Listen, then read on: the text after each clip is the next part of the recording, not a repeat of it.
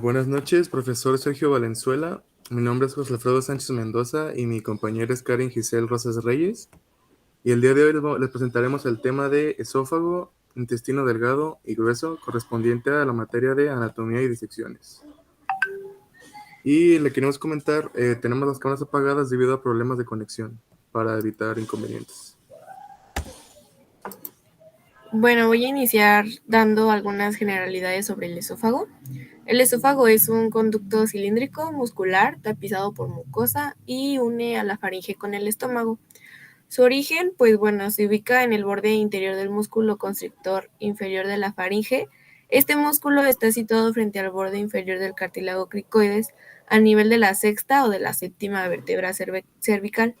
Y el origen se puede desplazar una vértebra según la posición de la cabeza y durante los movimientos de deglución y masticación.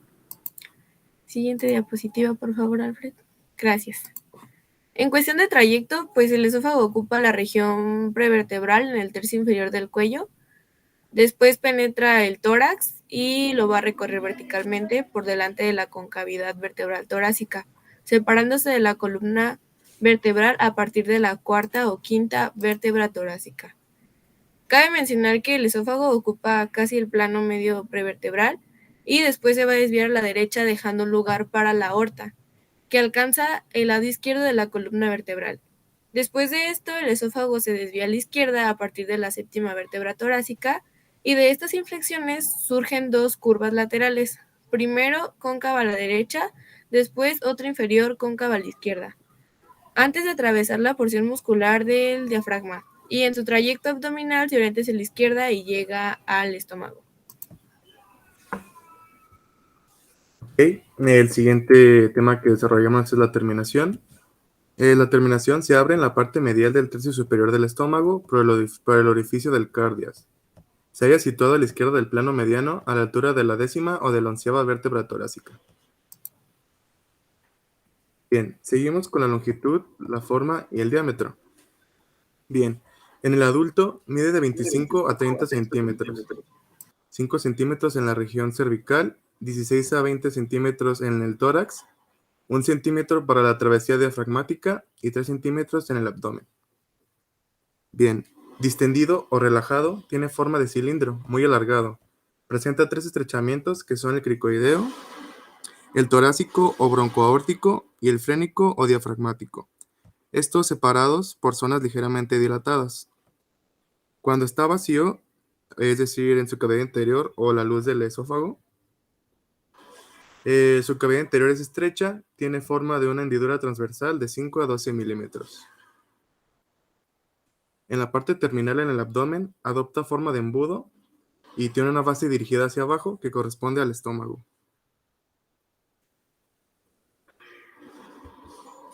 Bien, la longitud del esófago no es constante, ya que varía con la situación del origen y de su terminación. En la flexión y extensión de la cabeza, el extremo superior varía de unos 4 centímetros de acuerdo con la situación de la laringe. El extremo superior sigue los movimientos del diafragma, por ello está situado más bajo en la inspiración. La inspiración es cuando tomamos aire. Y la longitud máxima se da en la extensión de la cabeza y en la inspiración. Bien, ahora vamos a ver la constitución anatómica. El esófago está formado por la adventicia, el músculo esofágico, la submucosa y la mucosa. Y la pared esofágica está constituida para favorecer la progresión del bolo alimenticio hacia el estómago.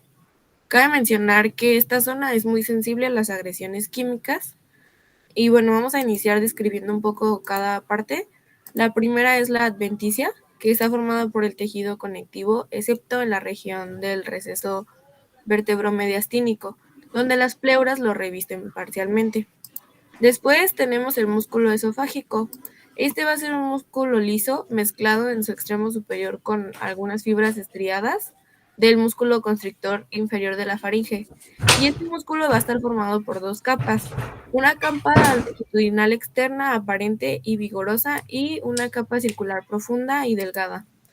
Después tenemos a la submucosa, que comprende un plano conectivo adherente a la mucosa y así se puede deslizar con respecto al plano muscular. Y por último tenemos la mucosa, que es espesa y resistente y dispone de un epitelio pavimentoso estratificado y glándulas seromucosas. Bien, tenemos las relaciones anatómicas del esófago, que tiene tres porciones, que es el esófago cervical, el esófago torácico y el esófago abdominal. Bien, la porción cervical se extiende entre la sexta vértebra cervical y el borde superior de la segunda vértebra torácica. La cara posterior se relaciona con los músculos y la fascia prevertebral. Por delante se relaciona con la cara membranosa de la tráquea, del lado derecho con la tráquea y el nervio laríngeo recurrente. En la parte izquierda con el paquete neurovascular del cuello. Bien, la siguiente porción es la porción torácica, que ésta se encuentra entre la segunda y la octava vértebras torácicas. En la parte posterior se relaciona con el mediastino. Por delante se relaciona con el bronquio principal izquierdo y el seno ubicuo del pericardio. Del lado derecho con el callado de la vena acigos y por el lado izquierdo con el nervio laríngeo recurrente y el nervio vago izquierdo. Y a continuación Gis les va a decir las siguientes dos porciones.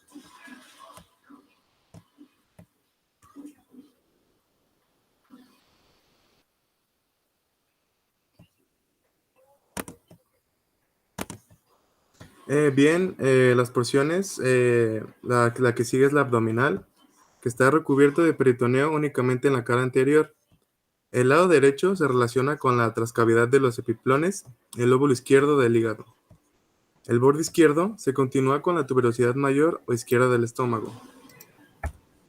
Y por último tenemos la porción diafragmática, que es muy importante desde el punto de vista fisiológico, debido a que establece relaciones anatómicas con los dos nervios vagos, la aorta y la pleura.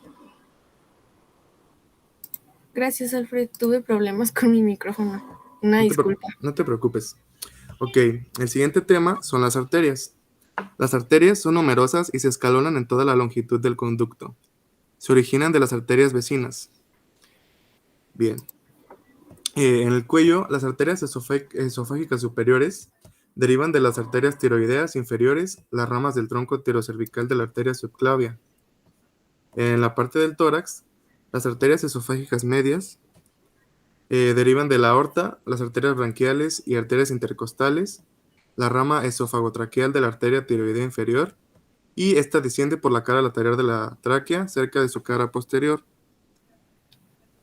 Bien, en la parte del abdomen tenemos las arterias esofágicas inferiores, que derivan de las arterias frénicas inferiores y la gástrica posterior.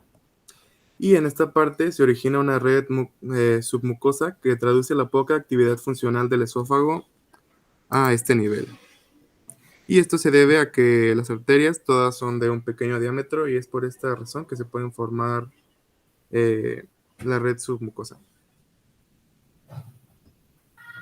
Ahora toca comentar algo sobre las venas. Estas venas provienen de un plexo submucoso desarrollado en la porción inferior y van a comunicar abajo con el plexo submucoso del estómago.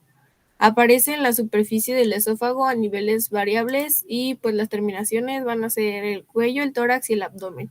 En el cuello se van a drenar las venas tiroideas inferiores.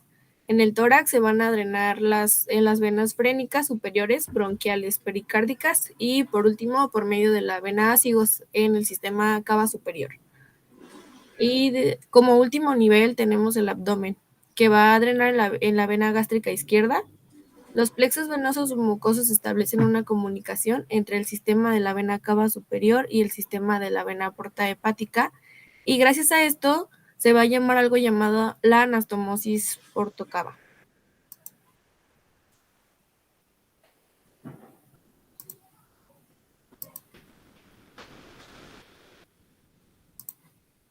Bien, siguen los nervios. Los nervios van a asegurar una inervación de manera sensitiva, aunque es poco desarrollada, pero es motora, parasimpática y simpática. Del lado del sistema parasimpático va a llegar al esófago por el nervio laríngeo recurrente izquierdo. Y en el segmento subbronquial, los nervios se originan del vago derecho. Del izquierdo son proporcionados por el nervio laríngeo recurrente izquierdo y también van a tener algunas ramas del vago. Y del lado del sistema simpático vamos a adoptar la vía de los nervios vasculares y va a llegar al esófago con las arterias. Y el esófago abdominal también va a recibir ramas directas de los nervios esplácnicos.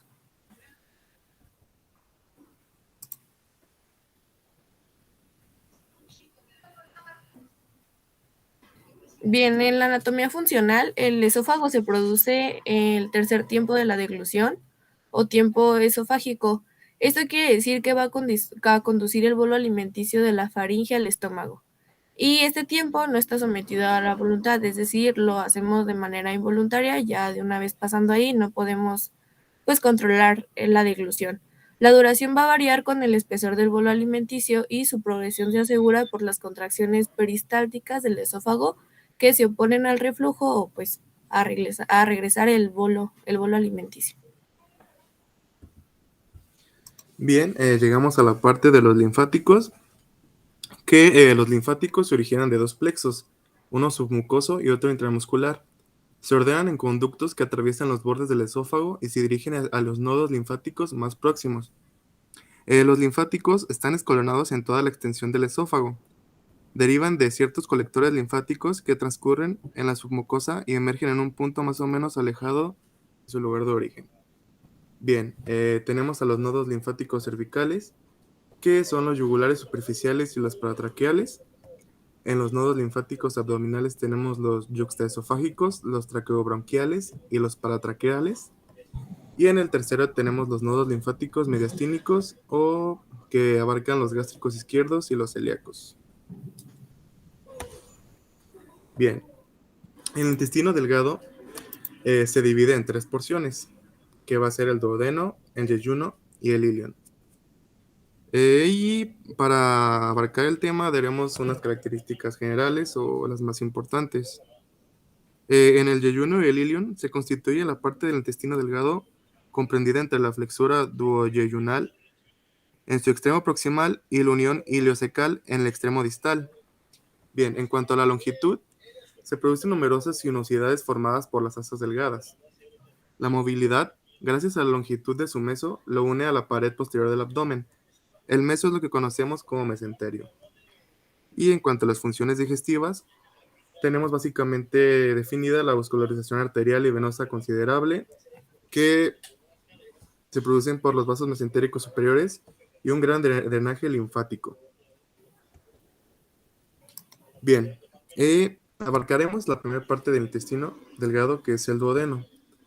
Esta primera porción del intestino delgado une el piloro con el yeyuno y toma su nombre porque tiene aproximadamente 12 traveses de dedo de longitud. Es la porción más corta, más ancha y más fija del intestino delgado. En cuanto a sus características, prosigue un trayecto con forma de C alrededor de la cabeza del páncreas. Comienza en el piloro, en el lado derecho, y finaliza en la unión duodeno-yeyunal, en el lado izquierdo. Esta unión ocurre aproximadamente a la altura de la vértebra L2 y tiene de 2 a 3 centímetros a la izquierda de la línea media.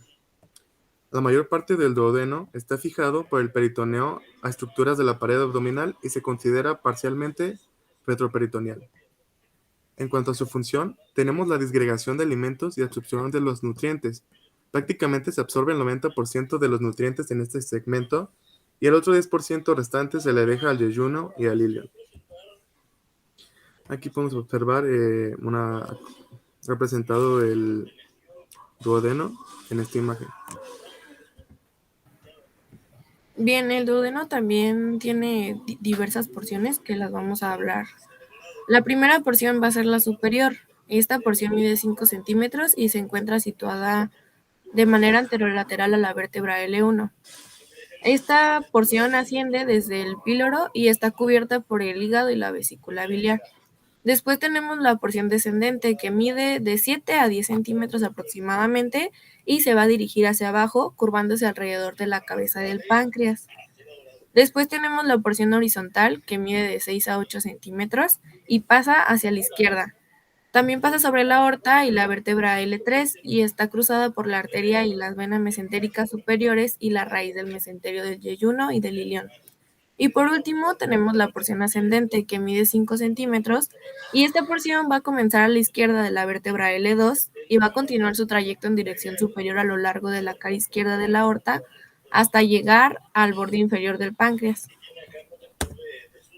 Bueno, aquí está una imagen representativa de las partes ya mencionadas del duodeno.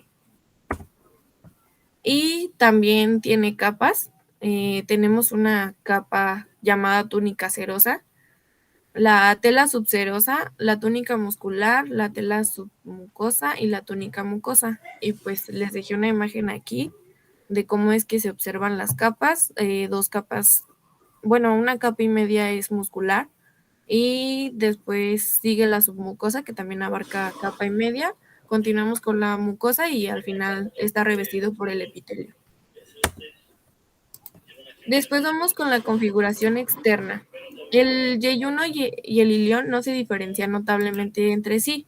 El primero está cerca de la flexura duodenoyeyunal y el segundo cerca de la unión iliocecal. Y no existe un límite entre ambos. Si lo desenrollamos, lo podemos observar como un tubo de calibre decreciente de 25 a 30 milímetros de diámetro en su origen y de 15 a 20 milímetros en su terminación. Su longitud puede variar, está entre 5.50 milímetros a 5.50 metros a 9 metros, con un promedio de 6.60 en el adulto. Bien, llegamos a la parte de la constitución anatómica. Primera parte tenemos a la túnica mucosa, que su forma está marcada por numerosos pliegues circulares, es de dirección transversal y tiene una altura de hasta 8 milímetros y este rodea la luz intestinal. Bien, su superficie tiene aspecto terciopelado debido a las vellosidades intestinales. Estas vellosidades son pequeñas salientes visibles con una lente que son los órganos esenciales de la absorción intestinal. Bien, y por último tenemos las glándulas intestinales de Lieberkühn que se abren entre las vellosidades y segregan el jugo intestinal. Existen numerosos elementos linfoides, ya sea aislados o agrupados en placas, como los nodos linfáticos agregados o la placa de Peyer, que son más numerosos en la terminación del intestino delgado. La mucosa se aplica sobre una submucosa, lo bastante laxa como para permitir el deslizamiento de la túnica mucosa sobre el plano muscular que la cubre. Bien, la segunda parte es la túnica muscular, que básicamente es el músculo liso intestinal formado por una capa circular profunda y por una capa longitudinal superficial. Este músculo es vigoroso, tónico y es el responsable de los movimientos peristálticos del intestino. Y por último tenemos a la túnica serosa, que es el peritoneo del mesio intestinal. Esta se prolonga sobre las paredes intestinales, formando una capa de peritoneo visceral que cubre su superficie. Ahora vamos a hablar de la disposición de las asas delgadas. Voy a iniciar describiendo lo que es una asa intestinal. Una asa intestinal puede ser cualquiera de los tramos que, pues debido a la dependencia del mesenterio, no está alargada y tiene forma de asa, como su nombre lo dice. Y aquí se pueden distinguir dos grupos escalonados de arriba hacia abajo, superior e izquierdo con asas dispuestas horizontalmente, inferior y derecho con asas de disposición vertical. La primera asa es oblicua hacia abajo y a la izquierda, y la última asa, que vendría siendo la porción terminal del ilión, asciende hacia la unión iliocecal de abajo hacia arriba y de izquierda a derecha. La que sigue, por favor. Gracias. El peritoneo mesenterio.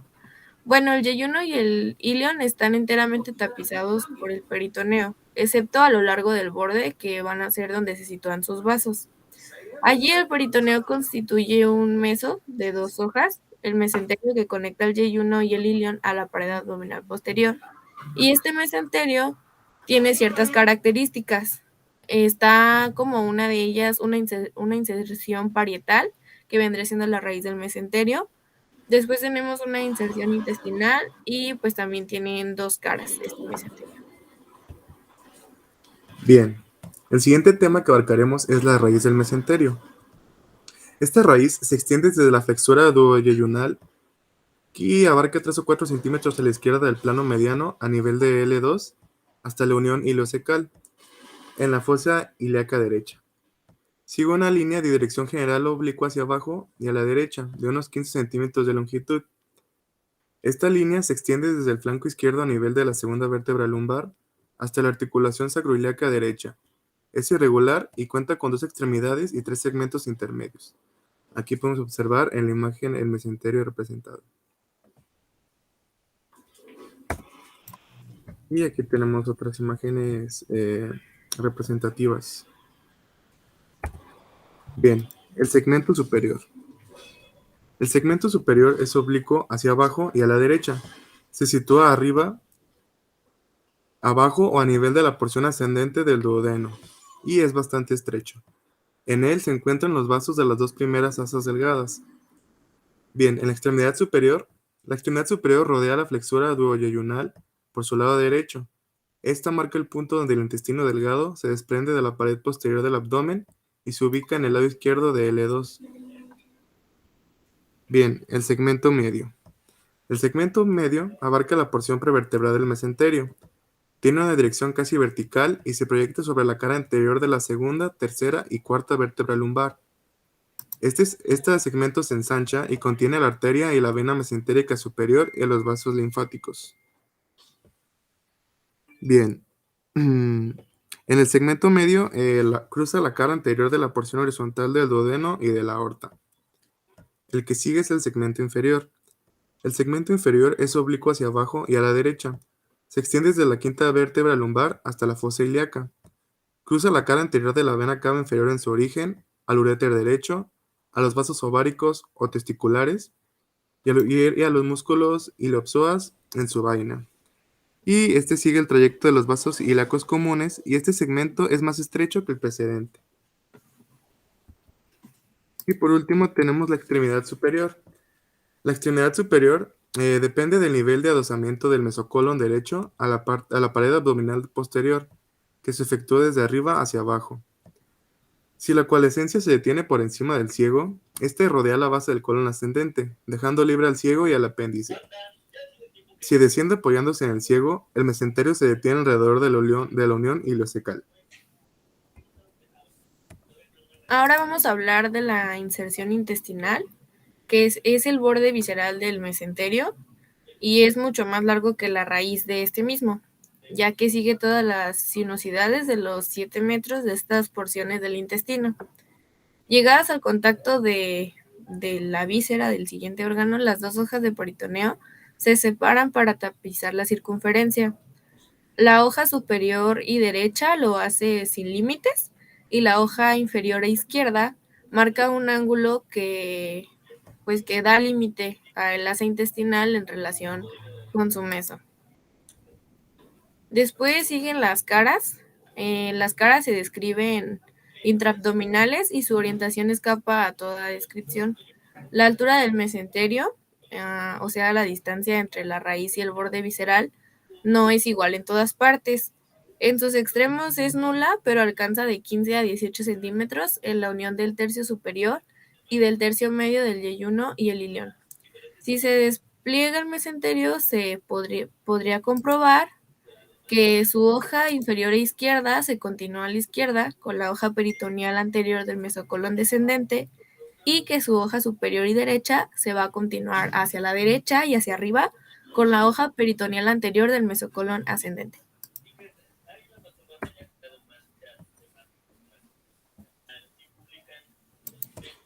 Bien, tenemos las relaciones del yeyuno, el ilion y el mesenterio. Básicamente, estos se encuentran en el espacio inframesocólico del abdomen. Este conjunto está enmarcado tanto a la derecha como a la izquierda por el colon adosado al peritoneo parietal posterior por sus mesos. El mesocolon transverso, colon transverso y aumento mayor están situados delante de ellos, o sea, del conjunto del yeyuno, el ilion y el mesenterio, cuando el cuerpo se halla en posición vertical. Bien, como siguientes relaciones, las asas delgadas y su meso ocupan una celda dividida en 2 partes del mesenterio, que serían la parte derecha, que comunica abajo con la pelvis menor.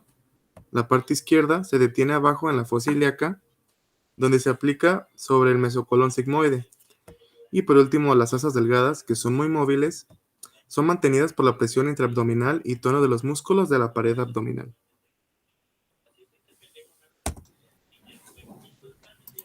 Vamos a continuar con el tema de la vascularización. La vascularización proviene de la arteria mesentérica superior, que vendría siendo la rama de la aorta, y va a estar dentro del mesenterio, y de ahí van a nacer las arterias. Bueno, aquí puse una imagen representativa. Tenemos tanto venas.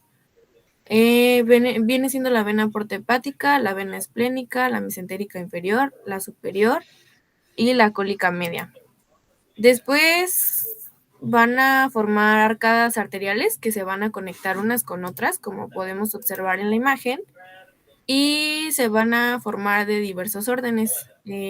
Bueno, la arteria ileocólica va a terminar dando 4 ramas, que vendría siendo la cólica ascendente, y esta va a subir por el colon ascendente. Después tenemos la cecal anterior, la cecal posterior y la arteria pendicular para el apéndice. También hay otras ramas que nacen de la arteria mesentérica superior y van a salir hacia el ángulo derecho del colon. Y pues por último, cabe recalcar que la arteria mesentérica superior irriga todo el yeyuno, el ilion y la mitad derecha del intestino grueso, incluyendo una parte del apéndice. Bien, pasamos a la parte de los linfáticos. Estos son numerosos y aseguran el transporte del quilo. El quilo es el producto de la absorción de los lípidos en las vellosidades intestinales. Bien, de los linfáticos, de una red submucosa se originan los vasos quilíferos o venas lácteas de Aceli, situadas en el mesenterio, y de estas se distinguen dos corrientes. La primera es la corriente yeyuno-ileal, que es predominante y comparte varias estaciones de nodos linfáticos, que es el que vendrían siendo la yuxta intestinal o periférica a nivel de los arcos vasculares. Bien, esta corriente es intermedia y se sitúa a media altura en el mesenterio, a nivel de los últimos arcos venosos, y también es central porque está ubicada en la raíz del mesenterio, alrededor de los vasos mesentéricos superiores. Siguiente es la corriente ileal terminal. Esta drena las dos últimas asas delgadas y se sitúa alrededor de la terminación de la arteria mesentérica superior hasta la unión ileocecal. Bien, en esta corriente, los colectores van a los nodos linfáticos situados a la derecha de la arteria mesentérica superior, luego a los nodos que se hallan en el mesocolon derecho y de ahí a los nodos ileocólicos. Bien, con los linfáticos cólicos, esta corriente llega a la región subpancreática, donde vuelve a encontrar la corriente yeyuno-ileal principal. Y estas corrientes serán drenadas por uno o varios colectores gruesos que pasan por detrás del páncreas, acompañando a los vasos mesentéricos superiores que desembocan en los nodos centrales superiores. De allí, la linfa es transportada por el tronco linfático intestinal, principal afluente de la cisterna del quilo, o lo podemos conocer como de Beckett. Bien, la anatomía funcional tenemos que son esenciales para la digestión el yeyuno y el ilion, que son a la vez órganos secretores absorbentes. La secreción intestinal, que es la primera función que vamos a abarcar, está asegurada por las glándulas propias del intestino. El jugo intestinal añade su acción a la de las secreciones duodenales, biliares y pancreáticas vertidas en el duodeno. Estas actúan sobre el quimo ya modificado por las digestiones salival y gástrica. Y por último tenemos que la secreción intestinal es corrosiva para los tejidos que no están, como sería el caso de la mucosa intestinal, que está protegida por una secreción abundante de mucus. Así, la piel que rodea una fístula intestinal es digerida poco a poco si no se le protege artificialmente.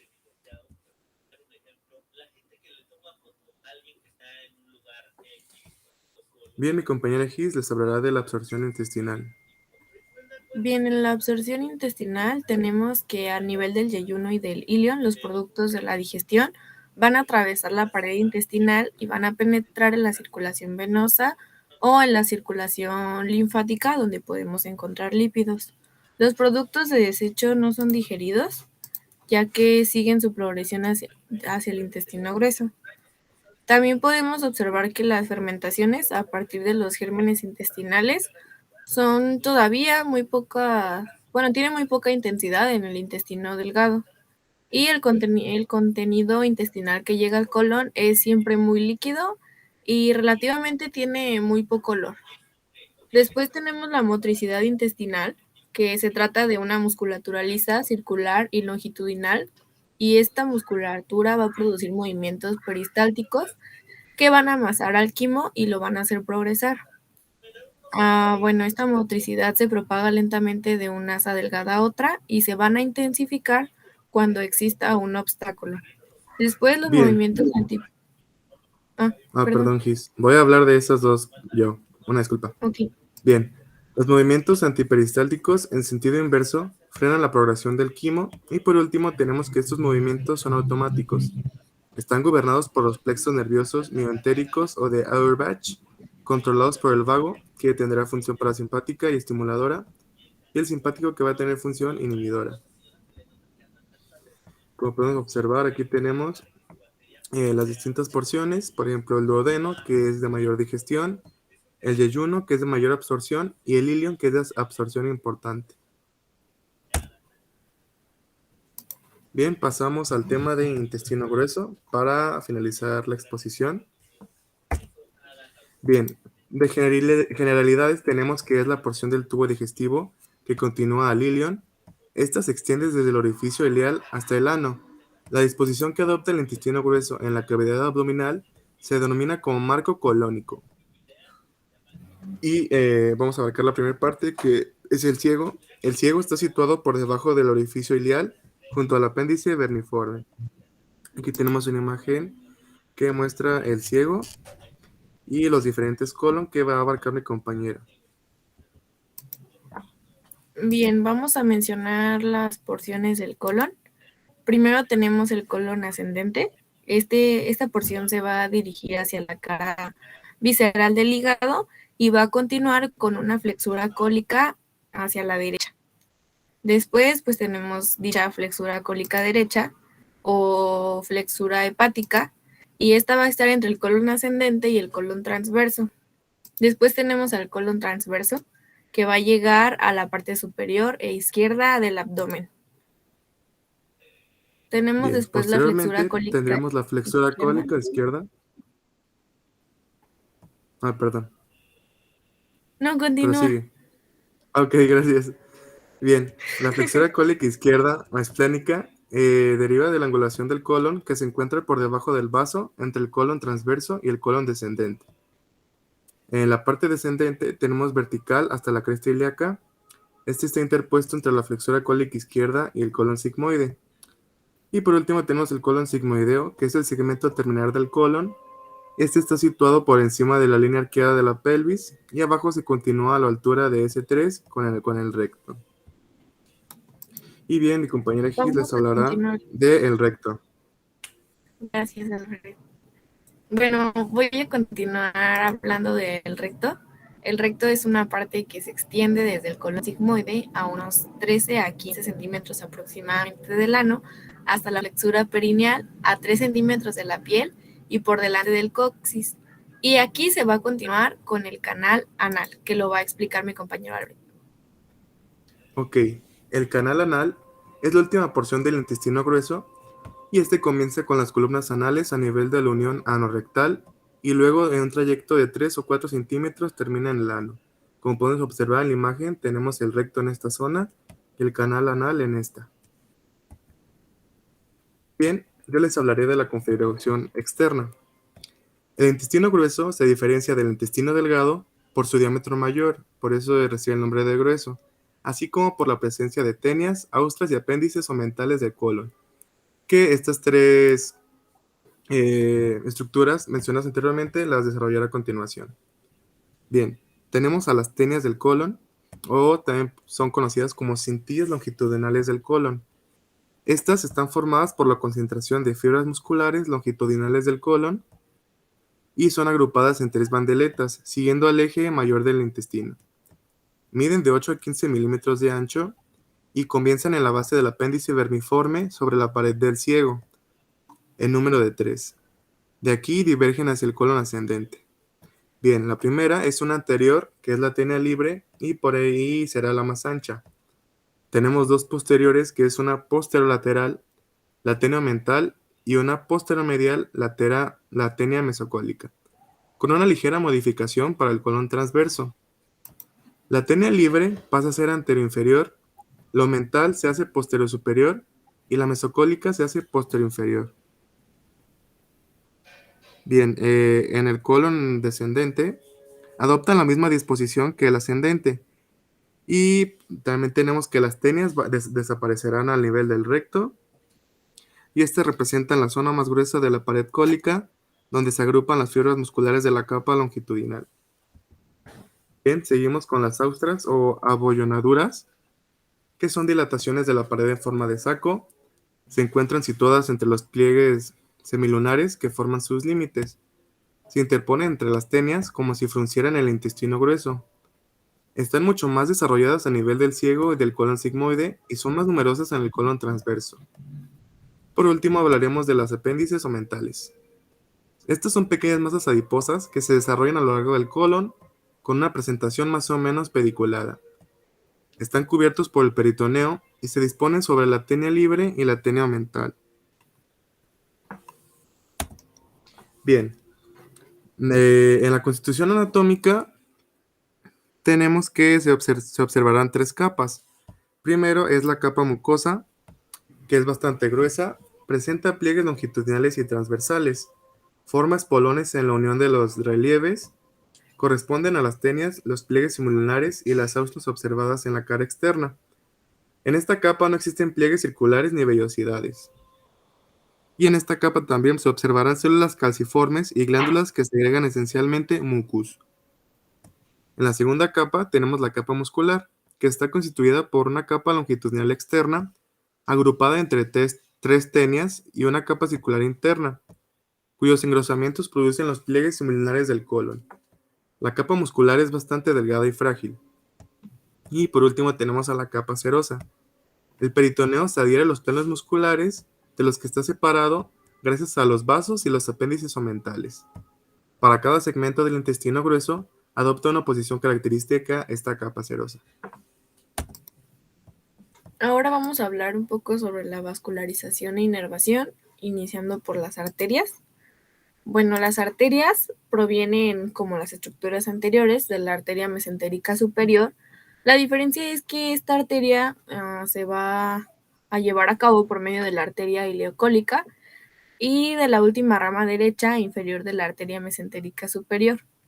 Está situada en la raíz del mesenterio y sirve de límite derecho al área avascular del mesenterio.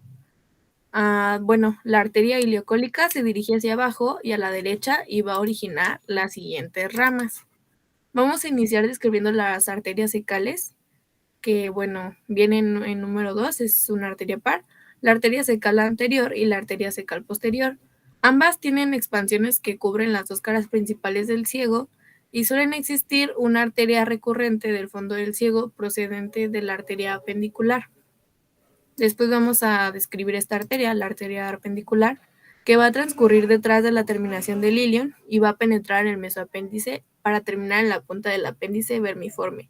Esta arteria puede originarse de una de las arterias cecales, como ya lo habíamos mencionado anteriormente, y la arteria apendicular se encuentra alojada en el borde libre del mesoapéndice. Bueno, se encuentra alojada aquí, pero va a llegar hasta las cercanías de la punta del apéndice, donde va a ser subperitoneal. Y esta arteria va a proporcionar diversas ramas al apéndice vermiforme. Las primeras son más largas y a medida que vamos llegando a la punta, sus colaterales son cortas. La arteria se aplica al apéndice antes de llegar a la punta y puede ligarse a su entrada en el mesoapéndice. Las ramas terminales de estas arterias van a formar redes submucosas, pero están débilmente anastomosadas entre sí, o sea, fusionadas, a la inversa de lo que ocurre con las arterias del yeyuno y del ilion. Y por último vamos a tener la rama ilial, que se va a dirigir a la izquierda en el meso y va a asegurar la irrigación de la última porción del ilio. También se va a fusionar con la rama derecha de la terminación de la arteria mesentérica superior. La siguiente, por favor, Alfred. Bueno, vamos a hablar de linfáticos, pero antes me gustaría mencionar algo sobre las venas. Su disposición sigue a la de las arterias.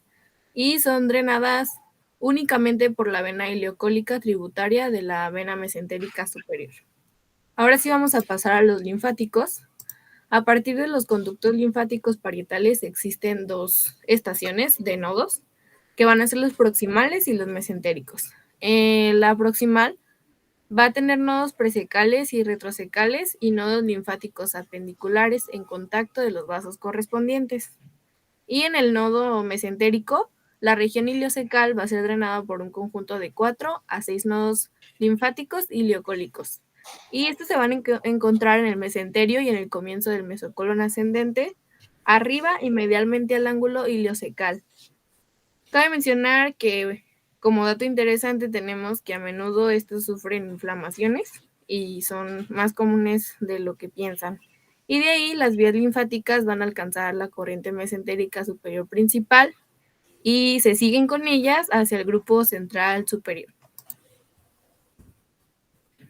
Y por último tenemos los nervios. Los nervios van a venir del plexo celíaco por medio del plexo mesentérico superior.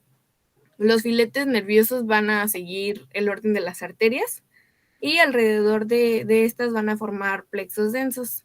Van a terminar en los planos musculares del ciego y del apéndice vermiforme en un plexo intramural, y este plexo va a funcionar como centro motor iliocecal autónomo. Bien, por último, tendremos la anatomía funcional del intestino grueso. Los productos de desecho del proceso digestivo incluyen partes no digeridas de alimentos, líquidos y células viejas del revestimiento del tracto gastrointestinal. Como primera función tenemos que absorbe agua y cambia los desechos de líquidos a heces. Y la peristalsis ayuda a movilizar las heces hacia el recto. Como otra de sus características, tenemos que más agua se transporta desde el tracto gastrointestinal hasta el torrente sanguíneo. Después, las bacterias que existen en el intestino grueso van a ayudar a descomponer químicamente los nutrientes restantes y de la misma manera van a producir vitamina K. También tenemos que los productos de desecho de la digestión, incluso las partes de los alimentos que aún son demasiado grandes, se van a convertir en heces. Bien, aquí tenemos una imagen del intestino grueso y como complemento tenemos aquí resumidas las funciones, que es la absorción de agua y sales minerales, la producción de vitaminas, ejemplo la vitamina K que mencionamos, viven bacterias que son microbiotas y posee la flora bacteriana. Bien, por nuestra parte sería todo, el tema ha quedado abarcado. Muchas gracias por su atención.